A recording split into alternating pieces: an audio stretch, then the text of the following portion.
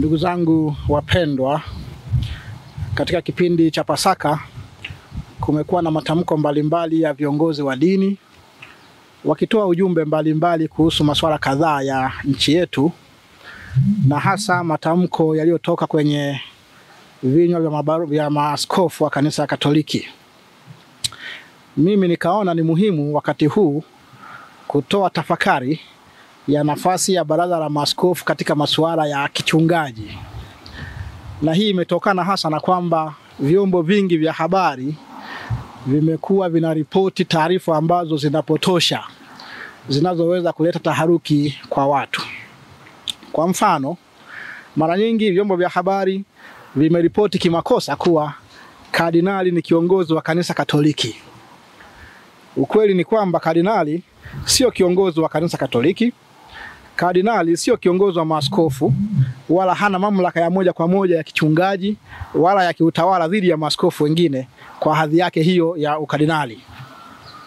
Ukardinali ni hadhi tu, sio mamlaka ya kichungaji juu ya maaskofu wengine. Hii tunaiona kwenye sheria za kanisa, yaani canon law namba 349 hadi 359. Uongozi wa baraza la maaskofu Tanzania katika ngazi ya taifa huchaguliwa kwa kura na maaskofu wenyewe, ambako humpata askofu ambaye ni rais wa baraza la maaskofu, wanampata makamu wa rais wa baraza la maaskofu, na kunakuwa na katibu mkuu mtendaji ambaye yeye sio lazima awe askofu. Rais wa baraza la maaskofu naye sio kiongozi wa maaskofu, bali ni mratibu wa shughuli za maaskofu Tanzania. Na wala vile vile kiongozi wa maaskofu sio kardinali, labda kama kardinali atakuwa amechaguliwa kwa nafasi hiyo. Kumbe basi kardinali ni hadhi tu, lakini sio kiongozi wa maaskofu. Rais wa baraza la maaskofu ni mratibu tu wa shughuli za maaskofu, naye vile vile sio kiongozi wa maaskofu wa Tanzania. Hata rais wa baraza la maaskofu kiuhalisia ni mratibu tu, kama nilivyokwisha kusema, kwa sababu mamlaka ya askofu yanatokana na uaskofu wenyewe na sio kura ama vyeo ambavyo vinapatikana ndani ya baraza la maaskofu. Sasa nizungumzie mamlaka ya askofu wa jimbo. Kadri ya sheria ya kanisa inampa askofu wa jimbo mamlaka kamili ya kawaida ordinaria, ya pekee propria, na ya moja kwa moja immediata juu ya waamini wote walioko ndani ya jimbo lake, kadri ya sheria canon 331 ile ya kwanza. Hivyo askofu ana uhuru wa kutoa ujumbe wa kichungaji, maelekezo na mafundisho kwa waamini wake kulingana na dhamiri yake ya kichungaji. Vipi sasa kuhusu baraza la maaskofu? Baraza la maaskofu ni mkutano, conference. Ni umoja wa maaskofu wa kichungaji kadri ya sheria za kanisa canon 455 namba 1 hadi 4. Baraza linaweza kutoa maamuzi kwa ajili ya waumini wa nchi nzima. Baraza la maaskofu kama ilivyo teki inaweza kutoa nyaraka za kichungaji, matamko au maazimio juu ya masuala ya kijamii, ya kisiasa na kiuchumi kwa lengo la kuongoza dhamiri za waumini katika taifa zima, kwa lengo la kulinda haki za binadamu na hadhi ya utu, kwa lengo la kuonyesha maoni ya pamoja ya maaskofu mbele ya serikali na umma. Hata hivyo, nyaraka hizo za baraza la maaskofu sio za kisheria na sio binding kwa kila askofu binafsi. Waraka wa Papa Yohane Paulo wa pili unaofahamika kwa jina la Apostolus Suos namba 20 mpaka 24 unasema, na hapa nanukuu: baraza la maaskofu haliwezi kuwa chombo cha kuchukua nafasi ya mamlaka binafsi ya askofu katika jimbo lake.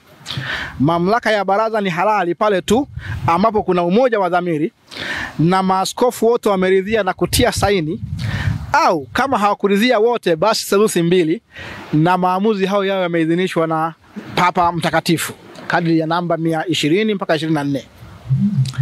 Kadri ya waraka huu wa Papa, baraza la maaskofu sio bunge la maaskofu kwamba lina uwezo na mamlaka ya kutunga sheria za kufuatwa na waumini wote. Baada ya mtaguso wa Vatican ya pili mwaka 67 na msisitizo juu ya collegiality, yani maaskofu kufanya kazi pamoja, mabaraza ya maaskofu yalianza kupata nguvu sana. Lakini baadaye ilianza kujitokeza hali ambayo baraza lote au viongozi wa baraza walianza kutoa matamko ya kisiasa au ya kichungaji kiasi cha kuchukua nafasi na kupoteza mamlaka ya askofu wa jimbo katika jimbo lake. Hii ikapelekea mkanganyiko kiasi kwamba waumini wakawa wanasubiria waraka wa baraza la maaskofu ili wapate cha kuamini badala ya ujumbe wa kichungaji kutoka kwa askofu wao. Kardinali Joseph Ratzinger, ambaye baadaye alikuja kuwa Papa Benedikto wa 16, katika kitabu chake maarufu cha The Ratzinger Report, ukurasa wa 59 hadi 62, anaandika na namnukuu kwa Kiingereza: The Episcopal conferences have no theological basis. They do not belong to the structure of the church as willed by Christ. That cannot be eliminated. The authority of the bishops, in fact, is not collegial but personal. No episcopal conferences as such has a teaching mission. It is only the individual bishops who teaches with authority in communion with the Pope. Kardinali Ratzinger, aliyekuwa mkuu wa shirika la imani wakati ule na mtu wa karibu sana na Papa, aliona zaidi matatizo yafuatayo. Moja, mabaraza ya maaskofu yalianza kuonekana kama chombo cha kisiasa au ushawishi wa kijamii, yani public opinion forming entity, badala ya kuwa vyombo vya kichungaji. Tatizo la pili aliloliona, maaskofu walianza kupoteza ujasiri binafsi wa kufundisha wakiwa katika majimbo yao kwa sababu ya kusubiri kauli za baraza la maaskofu. Namba tatu, ufunikaji, yani overriding wa dhamiri na wajibu binafsi wa askofu kwa kujificha nyuma ya kivuli cha baraza la maaskofu. Na nne, maaskofu kuwa kama maafisa wa baraza la maaskofu badala ya kuwa wachungaji huru na wenye mamlaka kamili majimboni. Hatari ya tano ni wataalamu peripets ambao sio maaskofu wanaoandaa hizi nyaraka kupenyeza mitazamo yao kuwa ndio mitazamo ya baraza la maaskofu. Nakubaliana kabisa na Askofu Ratzinger, maana hata hapa kwetu tayari waumini wameanza kuwa wakisubiri na wanawasikia wakisema tunasubiri tamko la TEC ili tuweze kuchukua msimamo fulani wa kisiasa. Nitoe mfano halisi naweza kuita Kardinali Pengo versus baraza la maaskofu. Mwaka 2015, wakati wa kura ya maoni ya katiba pendekezwa, TEC kupitia sekretarieti yake kuu chini ya askofu mkuu Paulo Ruzoka wa Tabora pamoja na CCT walitoa nyaraka rasmi pamoja iliyosema, na nukuu, waumini wa Kikristo wanapaswa kupiga kura ya hapana kwa katiba pendekezwa kwa sababu haizingatii misingi ya haki, usawa na demokrasia. Kardinali Pengo yeye akachukua mtazamo tofauti. Tena akatamka hadharani, na nukuu, sio jukumu la viongozi wa dini kuwaelekeza waumini wao kura ya kupiga katika masuala ya kisiasa kama haya. Kila muumini anapaswa kutumia dhamiri yake binafsi kupiga kura. Nakumbuka wakati ule kiongozi mmoja wa dini alimshambulia vikali Kardinali Pengo mpaka kusema alikuwa amevimbewa na maharage. Lakini kadri ya sheria za kanisa, Canon namba 381 kipengele cha kwanza ambacho nimekuja kukisema, askofu hawezi kulazimishwa na baraza la maaskofu kuunga mkono msimamo fulani. Yeye mwenyewe ndiye mchungaji halali wa jimbo lake na lazima atoe maamuzi kwa kuzingatia dhamiri yake ya kichungaji.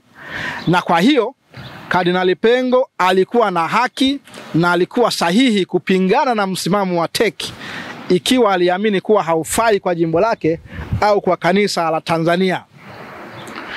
Msimamo wa Kardinali Pengo pia unaendana na mafundisho ya kanisa Katoliki kama yalivyo kwenye katekisimu ya kanisa Katoliki nambari 1782 hadi 1785, unaosisitiza kuwa mtu ana haki na uhuru wa kutenda kadri ya dhamiri yake binafsi na bila kulazimishwa wala kushurutishwa.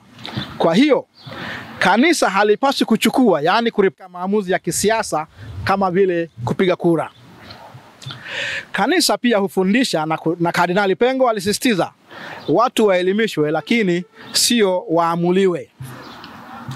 Hakuna shaka kuwa teki ilikuwa imejiongoza vibaya katika jambo lile. Lakini waumini wengi walisombwa na mapenzi ya kisiasa na utii kwa viongozi wao, walidhani kuwa teki ilikuwa sahihi na Kardinali Pengo alikosea, wakati ukweli ulikuwa ni kinyume chake. Kardinali Pengo alikuwa sahihi, baraza la maaskofu lilikuwa limekosea. Ndugu zangu wapendwa, katika sherehe za Pasaka mwaka huu tumeshuhudia tena matamko ya maaskofu wa Kanisa Katoliki na viongozi wengine wa Kikristo. Baadhi ya vyombo vya habari vimeripoti homilia ya baba askofu wa jimbo la Lindi, ambaye pia ni rais wa teki, kana kwamba ni tamko la kiwaraka la Baraza la Maaskofu Tanzania teki. Mimi naomba nitoe pia ujumbe wa Pasaka kwenu nyinyi ndugu zangu wana Lindi, lakini pia kwa kanisa letu la Tanzania kwa niaba ya Baraza la Maaskofu, lakini pia kwa watu wengi wote wenye mapenzi mema. Ukweli na uhalisia ni kwamba hakuwa anatoa msimamo wa teki, kwani kwa taarifa zilizopo teki hawajatoa waraka wala tamko rasmi la Pasaka lenye maneno yaliyosemwa katika homilia baba askofu wa Lindi. Ndani ya homilia ile baba askofu alikwenda mbali hadi kutoa amri kwa vyombo vya dola kumwachia mwananchi aliyeshikiliwa kwa tuhuma mbalimbali. Wote waliokamatwa kwa kudai haki, wakiwemo viongozi wa vyama vya kisiasa, waachiwe haraka na bila masharti, na wengine wasikamatwe wala kusumbuliwa, na pia mihimili isiingiliwe, mbali itende kazi zake kwa haki. Nadhani baba askofu alifika mbali kidogo, lakini ushahidi kwamba tamko lile sio la teki ni matamko ya maaskofu wengine kwenye majimbo yao. Askofu wa jimbo Katoliki la Njombe kwa mfano, katika homilia yake ya Pasaka ametoa ujumbe akisema kwamba uchaguzi ni wetu sisi raia wa Tanzania na wala sio wa vyama vya siasa. Kwa sababu kuna shida hapa, vyama vya siasa wanaweza kudhani kwamba wao ndio wana hati miliki ya uchaguzi. Hapana, uchaguzi ni wetu sisi wa Tanzania, na hata ukisema hautakuwepo, sisi tukienda kuchagua tutachagua. Hata ukisema upo utakuwepo, tusipoenda hautakuwepo, kwa sababu ni sisi raia wenye nguvu, umma ndio wenye nguvu. Maana yake nini? Kwamba askofu wa Lindi alitoa homilia na ujumbe wa kichungaji kwa waumini wa jimbo lake la Lindi, na askofu wa Njombe ametoa homilia na wasaha za kichungaji kwa waumini wake wa Njombe. Nimeona ni muhimu kupitia haya niseme kwamba waandishi na vyombo vya habari vinapokuwa vinatoa taarifa kwa umma vizingatie weledi wa mambo wanayokuwa wanayaripoti ili kuepuka kuleta taharuki na mkanganyiko, kwani wamesema kwamba Baraza la Maaskofu limesema, teki imesema, wakati kumbe yale yalikuwa ni mahubiri ya mchungaji wa Lindi kwa waumini wake, kama yalivyokuwa mahubiri ya mchungaji wa jimbo la Njombe kwa waumini wake, na kama ambao maaskofu wengine wamefanya nchi nzima. Tukifanya hivyo basi tutaondoa taharuki na mkanganyiko usiokuwa wa lazima. Niwatakie nyote sherehe njema za ufuko wa Bwana, na wakati wote wa kipindi hiki cha Pasaka tumsifu Yesu Kristo.